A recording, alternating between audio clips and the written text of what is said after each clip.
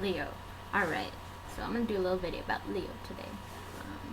We have just a little bit time left in the Leo season. Actually, it's about today that season changes. Alright, still going to do it. So Leo, alright. Leo is ruled by the sun. Apollo, if you use a Greek pantheon. The sun god is Leo.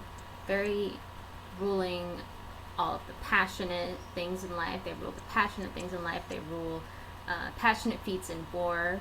Apollo is a very talented warrior in terms of making the really, nice moves, really nice moves. They're ruled by the lion. Leo is a lion, means lion. Very bright, sharp energy. That's Leo energy. In terms of multiplicities, Leo is a fixed fire sign, so the element is fire. Being fixed means that a sign is going to have more issues with stubbornness. Leo can be a little stubborn, which is a really majestic thing to witness when you see them in their positive qualities. Their positive qualities are that they can be so stubbornly sure of what they want to see, and it translates into being a really powerful, certain kind of energy. Very well stated. They're very good with words. They're very good with words if we're considering words being the greatest weapon in terms of ethicality and what you can use without wanting to abuse so much in a world, where food is expensive to grow and whatnot. So they're very skilled. They can really hold a stage, love a stage. Very good to call upon in terms of reigniting your fashion and your general style, looking good, looking fresh, and also just being a new person. Very good sign to come up, to call upon when you would like to reinvigorate and with a quickness. Being a fixed fire sign, they are very good to keep within a good set of constrictions. So that's where the stubbornness will come from, is being very sure of themselves, and it being a positive quality. Having a very sharp, far-sighted vision, something that can be relied upon to be very consistent in their mechanism. Leo is very good at keeping all of this together. Probably a really wise choice to have around in case of emergencies. They're going to be lighthearted. They're going to be right on the dot, very sharp and witty. So what else to know about Leo? Known for having very passionate hair days, having this very good intuition for anything that requires expressivity, anything that requires a quick fashioning together, i.e. like putting together something that you need to take out and use today, something that you will need in order to get the thing done. So like tool creation, making it come together very quickly. Leo's gonna be really fast at that, and that's something to pay attention to if you're aiming to make an altar to the Leo zodiac, the sun. There's also Ra, the Egyptian god of the sun, often seen with the Eye of Ra, which is one of two symbols. There's also the Eye of Horus, and you would need to be sure you're using the correct one if you are to have a sigil to Ra, the sun god of Egyptian mythology. So Leo being a fixed fire sign, fire signs are going to do everything they can in order to keep the boat floating atop. They're not going to rock the boat when times are strange, but they will rock the boat just to keep everybody in high spirits. And it can be a bit of a sudden kind of inspiration. They might be prone to going on to that sudden inspiration and going with it and really staying with it and meaning that, and not having any reason to go backwards on it, and stay with that, go on with it. Something else to consider when talking about Leo sun sign. So Leo's pretty happy with being in the sun. There's something to be noted about that. They're very good at knowing themselves, knowing an environment. Fire and air being the masculine signs, that they're going to have a lot of power in terms of the mind. Those are the masculine signs. They're going to have the mind strength. They're going to have the projectivity power. And if Leo was a victor, they would definitely be a very rigid arrow shot, with striations, the kind of things that would make it a unique arrow, not simply a strong, well-built arrow, but also an arrow with extra details that make it do double damage in a sense.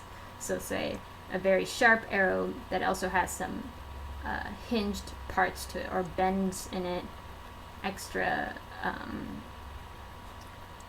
small iron pole, along the stick part of it, the length of it, that would make it do double damage. So not only piercing the enemy, but being hard to remove from the enemy without causing extra damage. So that's a little symbol I have brought for you in terms of what does Leo do, what is that unique energy that comes with Leo. So that is something to consider. A very well philosophized mind, a very well written set of ethical standards. Leo is also very good to call upon if you are looking to study ethics, study your own ethics, or to build a contract for yourself in terms to what is ethics and what is it for you, or what does it mean, and how can I be better aware of it in my life? How can I be very clear on what ethics are? Because it's not the easiest thing in the world to practice ethical behavior. It's not all written in a book and you are to follow each line carefully, and that is how you be ethical. That is not the case, and that wouldn't be a good thing in my view if it were the case. What is ethics? That's a really good starting point to figuring out your life direction, for one. It's a really good place to start. What is ethics, and why do I need to know it? So for me, how I came to this question, or how I answered it for myself, is realizing that there are certain gray areas in the world. So there are places where I might think that I could either continue in that way, or turn around and go a different way, or turn a slightly different way, and it would also be ethical. And that's a tough thing to deal with, and it's a very tough thing to deal with, because you can go either way and it's both going to be ethical. So how do I make the right choice? How do I know I'm making the right choice? How do I know which side is more ethical? How do I know which side will lead to the best, wealth and the best rewards for having made my decision? How do I know which side won't get me ostracized? How do I know which direction will lead to me becoming more of the person I would like to become. So those are really difficult questions to deal with at first. And you could go a lot of ways if you know that to begin with, because it could be easy to stop there at this crossroads and just stand there and not go anywhere else and stay stuck. You can stay stuck. Sometimes you get stuck. It's called purgatory in Catholicism. It's called the bard, in Buddhist writings. I tend to use that word, the bard. It's a hole, What is a depression? What does the word mean? Depression is it's the end of a plateau, it's a depression. It's a hole. It's a slight hole, or a slight carving out of something in which you can sink deeper or go lower than what it was ground level, right? So these are all things to consider. There are holes to fall into on your spiritual path or your life path, and ethics is one of the clearest ways to find your way out, in my view. So how do you know? So for me, I had to think about this term that came up to my head was gray areas. There are gray areas in life. How can I learn to navigate them? How can I learn to navigate an area where I'm not even sure how I stand? Well, you won't know until you start to go out. But the thing is, there's going to be all kinds of peculiar voices and whisperings in your head, and they'll be saying all kinds of things. Oh, if you go left, such and such hole is right around the corner, and there's a creepy, witch man standing there too, and he might try to rob you. Oh, okay, so that's what's going on the left, and what's on the right? Oh, there's a river, and it's very windy, and if you were to fall in, you'd get dragged under, You get dragged under, and you might not come back out, at least not in a form that you were in before, or something like that.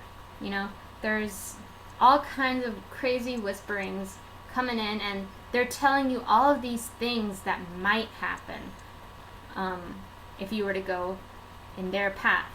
So how do you start making these decisions? How do you decide when there's no clear rule? There's no clear rule. There's only these old signposts, and you can hardly tell what's written anymore, or they're only somewhat still legible, but you can still tell something about it. There's still something there that can be looked upon and come to with a reckoning as to which way you could go. There's something to be recognized about. There's something you can reckon with. But it is still a unique decision that you will be making at this time. And then there will be another crossroads that you will come to, and you will have to look at the signposts again and move forward again. If you are to be an excellent person or being. Like I said, many people do get stuck and do not keep going, and it looks like a traffic jam. So while it can be a hard decision, it doesn't need to be. It doesn't need to be a hard decision. While it could be a difficult thing to think about, it may not require much thinking. There's a difference between considering and thinking. And how long do you need to consider a decision when you know that there are boundless more decisions before you on this journey that you can take? Once you make the first one, well, then you'll have proof for yourself of something that was already guaranteed to not kill you, even if it might frighten you just a little bit. something that is guaranteed to be difficult, but not about to eradicate you from this planet. So that's really important. Because in your gut, you would know that these decisions will not destroy you in your entirety. They will not annihilate your entire being if you make that choice. And you will need to if you are to continue being alive. But there are always the external whisperings around your head, which are not guaranteed to be real. But it is guaranteed that something will come out of it if you are to keep going forward. And I'm just going to say it one more time. It is not guaranteed that the difficult thing is to destroy you entirely, or is to destroy you. So that's how I would sum up ethics in a nutshell, and what can be gained from having this internal navigation system that is based on ethics and ethical decision-making process. So that's how you escape the Bard.